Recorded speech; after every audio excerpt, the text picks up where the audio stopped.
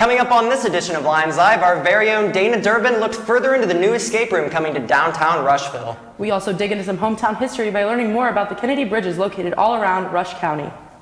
I'm Grace Jarman, and I will be providing your weather update going into the weekend.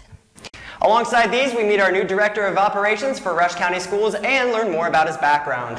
I'm Austin Vance, and I'll be providing all your Lions sports action today. Lastly, two of our crew members, Grace and Avery, researched the new Diamond Dog Food Company coming to Rushville. All of this is found right here on Lions Live. What's up, RCHS? I'm Jensen. And I'm Schrader, and this edition of Lions Live starts right now. There's a new escape room coming to downtown Rushville. Dana Durbin took a deep dive to give us the inside scoop. Let's check it out. What's up, RCHS? We have all had the struggle of not knowing what to do with our weekends. Although, with the up-and-coming Rush to Escape rooms here in the heart of Rushville, we will no longer have those problems. So, my name is Elsa Duty. I'm originally from Connersville, Indiana, from the Everton area, and I went to school at IU Bloomington and came back here to start a family. An escape room is kind of a unique entertainment, so we're really hoping that it's great entertainment that'll bring people in from all sorts of surrounding counties, and even bigger cities too. We are right downtown Rushville, right on Main Street, 217, in between the Jiu-Jitsu and McGowan's Karate. So a great prime location. We're going to have a variety of different rooms, but we're hoping most of them are very family focused. If you're under the age of 14, you're going to need an adult to sign a consent. We're still setting some of the price structure, but rooms should be anywhere from $20 to $30 a person, just depending on how many people are in the room. So we hope to be finished by late October or early November for both rooms. We have a really fun time at the same time. So we encourage everybody to come and bring a friend and then spread the word, because that will be really critical to our success, is that people spread the word on social media and also help us write reviews and just keep more people coming in so that we can keep it going. So come out and help Rush to Escape further Rushville's initiative into leading rural Indiana. Taking a country cruise through Rush County, you've driven over a Kennedy-covered bridge. Have you ever wondered the history behind them? A few of our crew members did some extensive research to answer this very question. Let's take a look. The Kennedy family has made many, many contributions to Rush County. Rush County honors the bridges that they've made.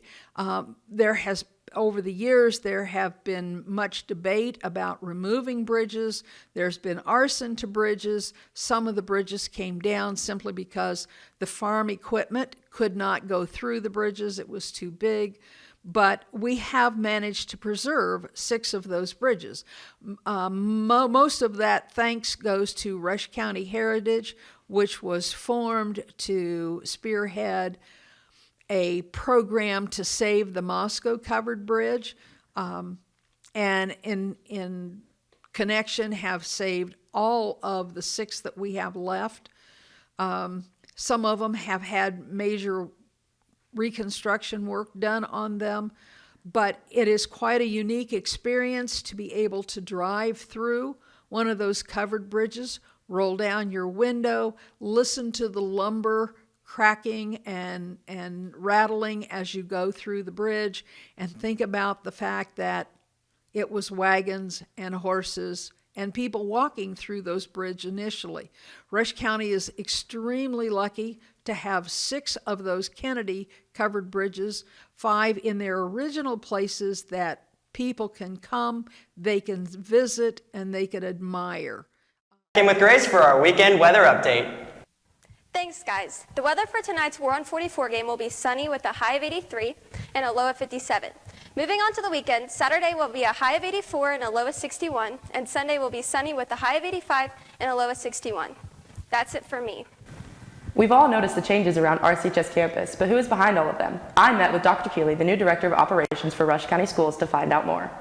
Hey RCHS, I'm Schrader Fisher, and I am here with Dr. Keeley, our Director of Operations at RCHS. I know you're new to this position. What did you do, or what's a little bit of your background before? Yeah, I have been a director at an administrative level the last 13 years, doing budget, finance, operations, transportation, custodial, up in Indianapolis, a school called Beech Grove. And before that, I was a middle school principal. I was a dean of students, athletic director, and a wrestling coach. My goodness.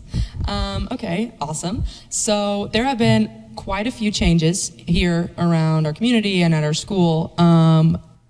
Just tell me a little bit about some of those changes. Yeah, it's really an exciting time to be a Lion. It's $5.2 million worth of projects and new renovations and upgrades for the next 3 years. And so it's really exciting to have an opportunity to really make a change at the Memorial Gym, at the football field, and then even kind of the infrastructure for boilers and different things like that. It may not seem exciting, but to get everything upgraded in the next 3 years, to spend $5.2 million responsibly is a huge opportunity. Yeah, awesome.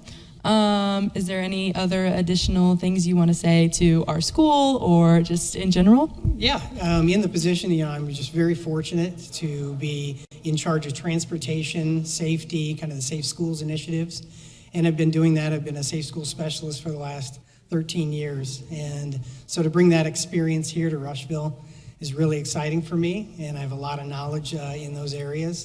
So to bring that here and to get everything as efficient as possible is really a wonderful goal for me.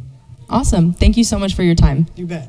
Some pretty important sporting events this weekend. Let's hear from Austin to find out more. I'm Austin Vance, and here's a look at some of the big sports action coming into this weekend. First, I met with Audie Gully on the soccer team. Let's kick it to that. What's up, Lions Nation? I'm here with senior defender Audie Gully. And Audie, what does the Battle of the Ball game mean to you? The Battle of the Ball means a lot to us. It shows all the hard work that we put in, and we're ready for it to stay here at Rushville territory. What have you guys been doing to prepare for this game? We've been putting in a lot of effort and time and just doing a lot of different drills, and yeah. Awesome, sounds good. Let's get a win this weekend. Thank you. Thanks. I also got the opportunity to catch up with Dylan Thompson of the football team about the War on 44. I'm here with senior wide receiver Dylan Thompson. And Dylan, what does the War on 44 game mean to you? Yeah, it's gonna be a tough game. It's really a true battle out there. We're gonna go out there, play hard, give it our best shot. So what have you guys been doing to prepare for them this week? Practices have been hard. We've been watching a lot of film, putting work in the weight room, really going after those Spartans. Well, hopefully we can beat the Spartans this week. Thank you, Dylan Thompson. Earlier this month, I met with Mr. Riddell, the tennis coach, about how the transition from boys to girls went. Let's go to that video. What's up, Lions Nation? It's Austin Vance, and I'm here outside the Richard Bradley Tennis Center, and today we're conducting an interview with Mr. Riddell. As some of you may know, he was the girls tennis coach, but now he's had to be the boys tennis coach and girls tennis coach, and we just asked him a few questions about the difference between it. Let's kick it to that interview. I'm here with boys and girls tennis coach Mr. Riddell, and Mr. Riddell, how are you handling the transformation between boys and girls tennis? Well, I've been around the courts with both of them for a while in the summer practices. I used to assist the boys, but it's been a few years, so I've never directly coached any of these guys. So it took some time getting used to going from one set of leadership to the next, but it hasn't been that different of a transformation other than the boys have a lot more aggression. I most definitely think taking on the head coach of the boys tennis team is a challenge, completely different than the girls tennis team dynamic-wise. But Coach Riddell has stepped up, and we're looking at a great season so far, and I'm looking forward to the times ahead. And that's great. It's great to deal with that, and we have to learn how to handle all that power. While on the other side with the girls, we have the idea of what we want to do, but sometimes we hold back on what we're going to do. So getting used to the two sides of that coin, that's kind of what it's been this season so far. Huge thank you to Mr. Riddell for that interview. You can catch the boys tennis in the fall and girls in the spring. That's all for me. Now back to the desk.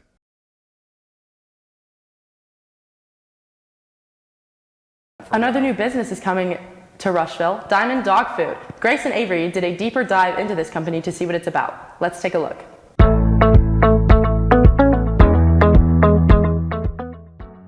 Let's hear from John McCain about the recent Diamond Dog Food project going on in Rushville. The Diamond Project is will be the greatest investment in the community's history. It'll be about $220 million for the construction. The facility will be about 700,000 square feet and will employ 170 people when fully built out. The construction has already started as far as the earth moving. We're going to do a groundbreaking on the 14th, and the project should be done somewhere between 18 and 24 months after that. So, what's so unique about Diamond Pet Foods coming to Rushville? Diamond Pet Foods is a family-owned business that's coming from Missouri that originated in 1970. Diamond Pet Foods uses non-toxic ingredients to keep your pets safe. Diamond Pet Food had a competitive site selection process and ended up choosing Rushville. Along with giving over 100 jobs to people, it also attracts new investments and people. Diamond Pet Foods manufactures both cat and dog foods. As you can see, there are many benefits in Diamond Pet Foods investing in Rushville. We'd also like to take time to thank John McCain for letting us interview him and informing us on this project. We would like to wish a happy birthday to Joseph Hubbard and Jacob Crowder on Saturday and Sarah Estes on Sunday. That's it for this edition of Lions Live. Have a great weekend, RCHS.